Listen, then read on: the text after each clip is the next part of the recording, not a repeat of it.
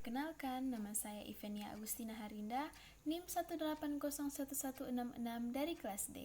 Saat ini saya akan mengkisahkan tentang tokoh Alkitab yaitu Ester.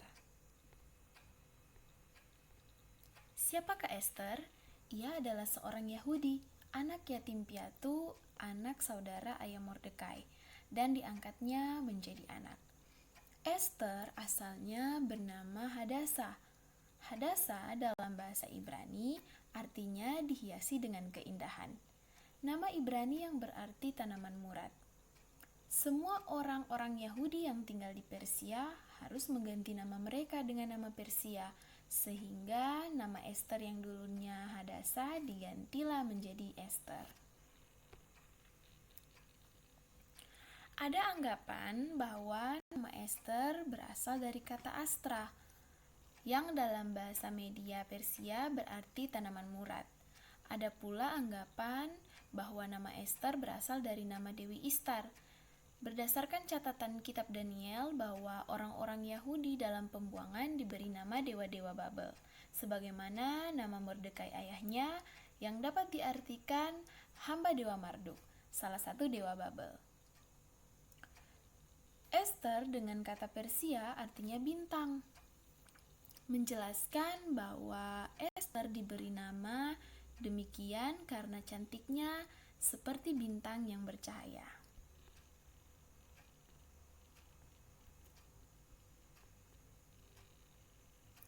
Kitab Ester.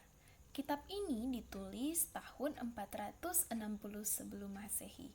Kitab Ester sangatlah unik sebab dalam kitab Ester nama Allah ataupun nama YHWH atau Yahweh tidak ada tertulis.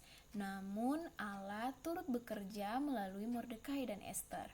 Dalam kitab Ester, konteks keadaan berada di Susan, ibu kota Persia.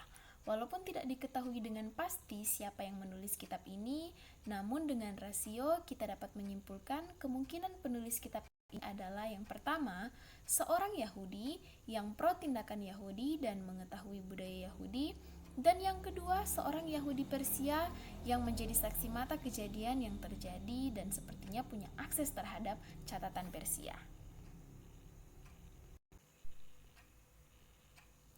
Kisah Ester menjadi ratu sekaligus pahlawan bagi bangsa Yahudi. Suatu saat, Raja Ahasiweros mengadakan pesta di istana bersama para pembesar dan kaum bangsawan. Raja memamerkan kekayaan kemuliaan kerajaannya sampai 180 hari. Kemudian, Raja memanggil Ratu Wasti untuk memperlihatkan dirinya kepada semua tamu yang hadir. Tapi Ratu Wasti menolak. Hal ini membuat Raja marah dan memecat Ratu Wasti. Akhirnya, Raja mulai mengumpulkan perempuan di daerah kerajaannya untuk menggantikan Ratu Wasti, dan Esterlah yang terpilih menjadi ratu. Proses pemilihan ini menghasilkan Ester menjadi ratu, seorang Yahudi yang dibesarkan oleh paman dan ayah angkatnya Mordekai. Dia memerintahkan Ester agar supaya untuk merahasiakan asal-usulnya dan hubungan dengannya. Rencana untuk membinasakan bangsa Yahudi. Beberapa waktu kemudian, Ahasiweros menunjuk Haman, seorang yang terkemuka di kerajaan untuk jabatan khusus sebagai pembesarnya. Ahasiweros memerintahkan bahwa setiap hamba harus tunduk kepada Haman, menyembah dia, tetapi Mordekai menolak. Kenapa Mordekai menolak? Karena Mordekai adalah seorang Yahudi. Seorang Yahudi menganut kepercayaan bahwa mereka tidak akan menyembah apapun atau siapapun selain Tuhannya. Haman marah dengan tindakan Mordekai. Namun, dia tidak puas hanya membalas dendam pada satu orang. Ia menyusun rencana untuk membinasakan semua orang Yahudi di kerajaan. Ia mendekati raja dan mengatakan bahwa orang-orang Yahudi tidak menaati hukum raja. Dia meyakinkan raja untuk mengeluarkan keputusan yang menyatakan 10.000 talenta perak akan diberikan kepada siapa saja yang mau membunuh orang-orang Yahudi.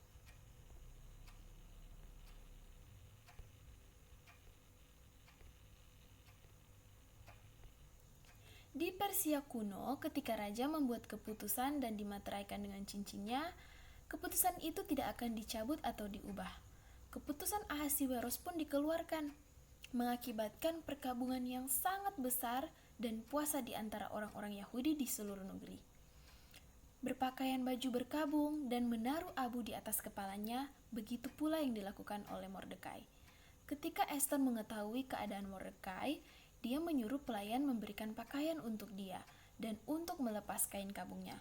Namun Mordekai tidak mau menerimanya. Ester kemudian mengutus Hata, salah satu sida-sida raja, yang mengunjungi dia untuk mencari tahu masalah apa yang terjadi dengan Mordekai. Mordekai menceritakan segala sesuatu yang terjadi dan memberinya salinan keputusan tertulis untuk ditunjukkan kepada Ester. Dia juga mengatakan kepada Ester untuk pergi menghadap raja dan memohon bagi bangsanya. Ester tidak bertemu dengan raja selama 30 hari. Raja menetapkan hukum bahwa siapapun yang datang ke pelataran untuk menghampiri dia yang tidak secara khusus dipanggil atau diundang akan mendapat hukuman mati. Namun, raja bisa membuat pengecualian dengan mengangkat tongkat emasnya sehingga orang itu akan selamat.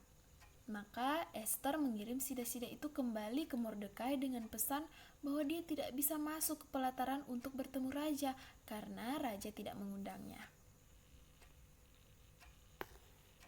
Mordekai menjawab bahwa jika dia tidak melakukan apapun, dia berarti mempertaruhkan kematian bersama dengan semua orang sebangsanya di kerajaan. Dia juga mengajukan pertanyaan yang menusuk untuk Ester. Bagaimana jika Tuhan telah mengangkat Ester ke posisi ratu untuk tujuan khusus, yaitu membantu menyelamatkan rakyatnya di saat yang kritis ini? Ester mengalami dilema.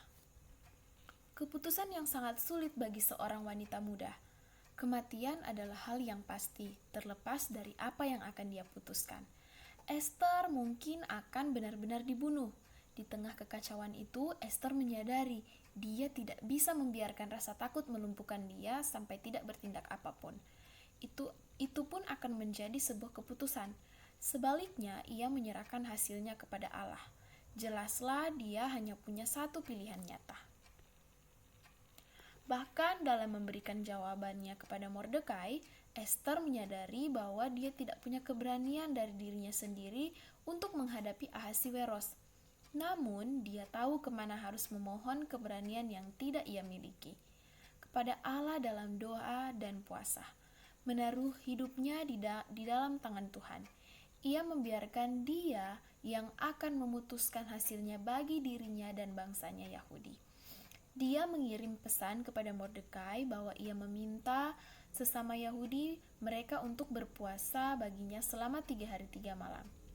Dia dan pelayannya juga akan melakukan hal yang sama, yaitu berdoa dan berpuasa selama 3 hari. Lalu ia berjanji untuk pergi ke hadapan raja, walaupun dia menyadari bahwa ia sedang mempertaruhkan hidupnya. Setelah semua orang Yahudi berpuasa selama 3 hari, Ester mempertaruhkan nyawanya dengan menghampiri raja tanpa diundang. Pada hari yang ketiga, Ester berdiri di pelataran dalam istana raja. Hal ini dilakukannya agar ia mendapat perhatian dari raja. Hukuman mati disediakan ada di pelataran dalam istana raja itu. Jika raja tidak berkenan memanggil, oleh karena itu tak heran bila Ester berusaha untuk tampil semenarik mungkin, yakni dengan mengenakan pakaian ratu. Strategi Ester dengan berpenampilan sebaik mungkin dan mengenakan pakaian ratu supaya raja mengizinkan dia untuk masuk dan berbicara. Raja lantas mengulurkan tongkat emas kepada Ester. Uluran tongkat emas tersebut merupakan sebuah tanda penerimaan raja kepada Ester. Dengan mengulurkan tongkat emas, raja juga menyatakan kuasa yang dimilikinya kepada Ester. Raja bertanya kepada Ester perihal maksud dan keinginannya, diikuti dengan pernyataan raja. Sampai setengah kerajaan sekalipun akan diberikan kepadamu. Permintaan Ester sangat sederhana. Jikalau pada pemandangan raja, datanglah kiranya raja dengan Haman pada hari ini ke perjamuan yang diadakan oleh hamba bagi raja. Ia hanya meminta agar raja bersama dengan Haman, seorang petinggi istana raja yang berencana untuk memusnahkan orang Yahudi di kerajaan Ahasiweros karena merasa telah dilecehkan oleh Mordekai, datang ke perjamuan yang ia adakan. Lewat perjamuan tersebut, Ester rupanya hendak mengadukan perbuatan jahat Haman yang telah berencana untuk membunuh semua orang Yahudi di wilayah kerajaan Ahasiweros. Oleh karena itu, ia hendak memohon keselamatan bagi bangsanya dan dirinya sendiri pada raja. Tibalah pada acara perjamuan Ester dengan raja dan Haman. Ester mengatakan bahwa ia dan orang-orang sebangsanya yang berada dalam kerajaan Ahasiweros terancam punah karena akan dibinasakan. Ester menambahkan bahwa dalang dari kemalangan yang menimpa Ester dan orang-orang sebangsanya adalah Haman. Lagi pula, tiang yang dibuat Haman untuk Mordekai, orang yang menyelamatkan raja dengan pemberitahuannya itu telah berdiri di dekat rumah Haman. Raja memerintahkan agar Haman disulahkan pada tiang itu. Usaha Ester dan Mordekai berhasil menyelamatkan orang Yahudi, dan tindakan serta euforia orang Yahudi dalam merayakan pembebasan mereka dari usaha pemusnahan yang dilancarkan Haman. Ester berhasil mendapat kuasa dari Raja Ahasiweros untuk menetapkan surat tita yang bisa menyelamatkan nyawa orang Yahudi. Nah, tokoh Ester mengajar kita untuk bergantung sepenuhnya kepada Allah, karena Dia yang memelihara kita. Untuk percaya kepada Allah sebab waktu Tuhan sangat sempurna. Untuk melakukan apa yang benar, diplomatis, punya strategi dan pendekatan. Untuk bertindak dengan berani, menerima risikonya. Untuk tekun berdoa melewati masa-masa kritis dan meminta dukungan dari banyak orang.